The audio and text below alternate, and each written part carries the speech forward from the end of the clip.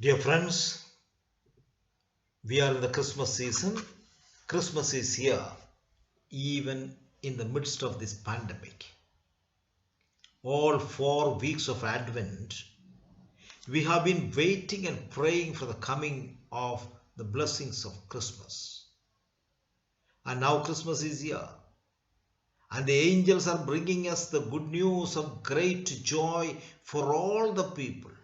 Mind you, it's for all the people because I believe Christmas is a day for the entire human race. Because on Christmas Day, God became man and lived as one among us. Therefore, we have this great joy of Christmas for the entire human race, for all children, all people of the world. As people of God, we have a claim to the joy and peace that the birth of Christ brings to the world. And in this pandemic period, when we look around us, we see the world is having a lot of darkness. There is this pandemic, of course. We have seen thousands of people dying all over the world. Families lost their beloved ones. And many are still in the hospitals. And people who are serving them also are sacrificing their happiness, their pleasure. The health workers, the doctors, the nurses, the volunteers, the police force, all have to be saluted during the Christmas period. We also see violence is increasing on one side. We are supposed to be coming together and working together to face these challenges. But there is increased violence, increased hatred and racism all over the world. There is anxiety, worries, despair and depression all over the world. In the midst of all these, we must ask ourselves where our world is heading to, or where are we going to? Because of the distress, the dissent, the depression and disturbance all over the world, we must ponder over the world's darker sides. And pandemic has only increased these sufferings, these difficulties. The powers that control the system use every opportunity to consolidate their position and suppress the dissenting voices. We have seen it in many places, and of late we have seen in India the suppression of the dissenting voices in and through the arrest of Father Stan Swami.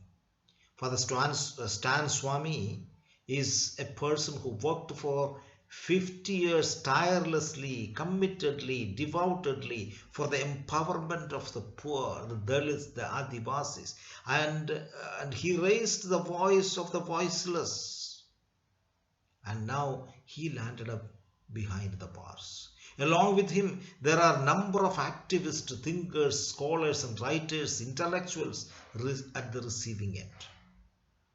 We are also witnessing the ongoing farmers' strike in many parts of the country and especially in New Delhi. Millions of people are sitting in these cold winter nights. Of course, there is COVID-19 virus all over, but a deeper virus of hatred, violence, discrimination, division and oppression is within us and among us. There is exploitation, there is corruption, there is deception among people. The virus of hatred is worse than the virus of COVID-19. And as we see in many parts of the world, the ideologies that controls the ruling dispensations in many countries using all opportunities to control. They use in a subtle way the media, electronics and print media and the social media also. They have cyber volunteers now, plenty of warriors now Even fake news is becoming the order of the day. In these difficult times, the question we must all ponder over in this Christmas is, how do I personally enter into this great joy of Christmas? Of course, Christmas brings peace, Christmas brings joy, but how do we experience that great joy of Christmas personally? We all sing the beautiful carol song, Joy to the World. But how do I make this joy my own is the challenge.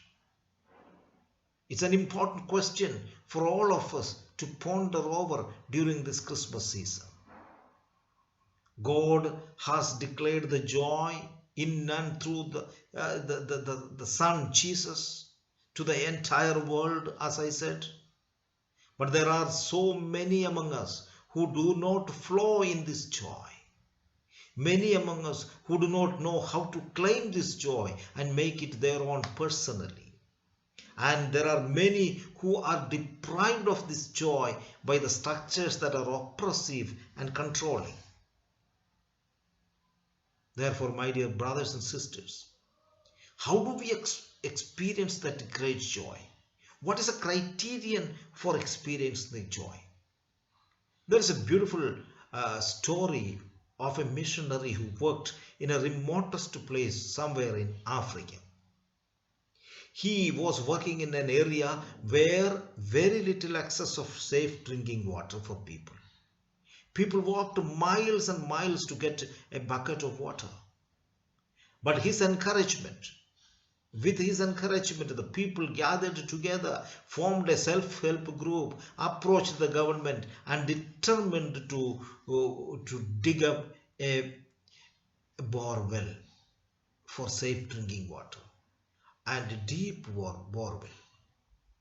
The missionary took the lead and the work started. Meanwhile, the missionary was transferred to another interior place in faraway land. He went away, but the work continued. After a while, they completed the work, and for their joy, plenty of clean drinking water from the borewell. So the village gathered.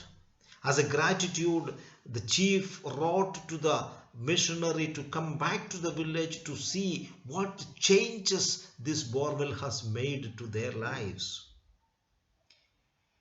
He decided to come back, and he also rejoiced with the people for the borewell which has given now enough and more water for the entire village. Then he decided to visit some of his previous acquaintances. He visited some of the families.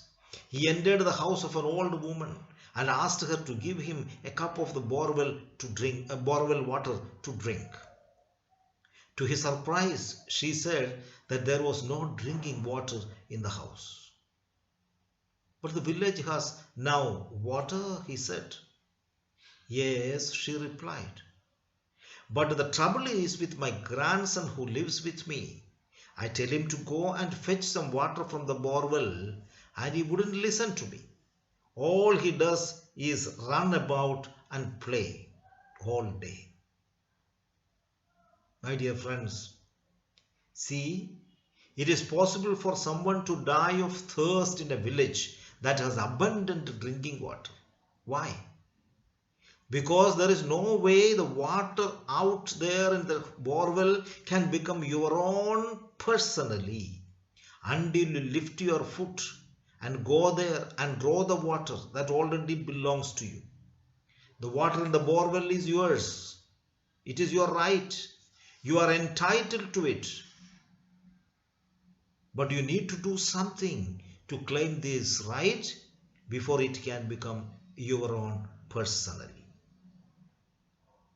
Before it can actually quench your thirst, you must take the first step. So is the good news of great joy that God showers on the world at Christmas Day. We still need to do something. Make a little effort.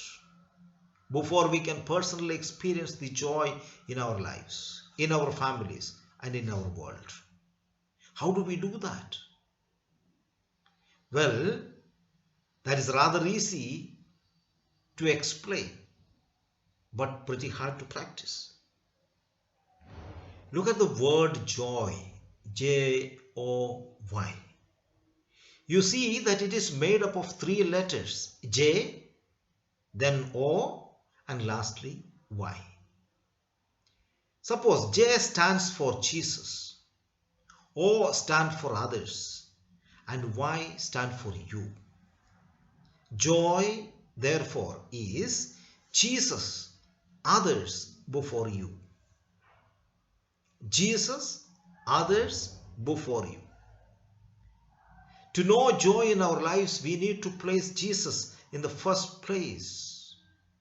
Secondly, we need to try to help others, please others, give importance to others before trying to please yourself. That is a recipe for joy. That is how we can convert the Christmas joy to the world into personal joy in my life now and always, especially in this pandemic period. As we listen to the Christmas story, we would do well to pay attention to the various people and groups of people that are mentioned and see whether they try to please Jesus and others before themselves, or whether they seek their own interest first. You will discover that those who practice Joy, joy, are the ones who enjoy peace and joy, and that those who practice self first are always the unhappy and miserable ones. Here are a few examples. On the negative side, we have the innkeeper who turned Joseph and Mary out in the cold night while he enjoyed the warmth of the inn. There is also Herod, the king, who wanted above all his job security as king, to the point that he was prepared to kill Jesus and others in order to consolidate his position by eliminating anyone who is going to challenge his position. We see such people around us. So many of the innkeepers are all around us, so selfish people in this pandemic period itself, not helping the others. We have seen it in India during the pandemic period, the migrant workers, the poor people, the helpless people, the homeless people, the farmers now. And there is no iota of sensitivity, compassion coming out of many, including the rulers. We also have, like Herod, many people, many leaders world over. After the election defeat also, they do not want to leave the office, trying their level best to cling on to power. And we have also many other examples of suppressing the dissenting voices so that they can consolidate their position. We have such leaders all over the world. These people never get to experience the joy of the good news. It is better that we reflect and see, am I a person going out of myself selflessly, or am I still keeping the attitude of the innkeeper or Herod? On the positive side, consider the shepherds who leave everything they own, their flock in the bush, and to go to adore Jesus first. Or the Magi, the wise men from the east who have the security of their homeland and make a long and hazardous journey to Bethlehem just to worship the newborn Jesus and gave him gifts. We have seen millions of good souls coming out to help the migrant workers by giving them food, giving them shelter, helping out the migrant workers. So many of them. Such people experience God's favor. In fact, these are the ones who receive God's favor, the great joy of Christmas. the one who experience in their hearts the true peace of Christmas. Let us today resolve to follow their good example by always placing Jesus and others before self, and then the joy of Christmas will be ours. I wish all of you a Merry Christmas, and we pray for the new year to continue this Christmas joy deep within ourselves. May God bless all of us in this Christmas. Thank you.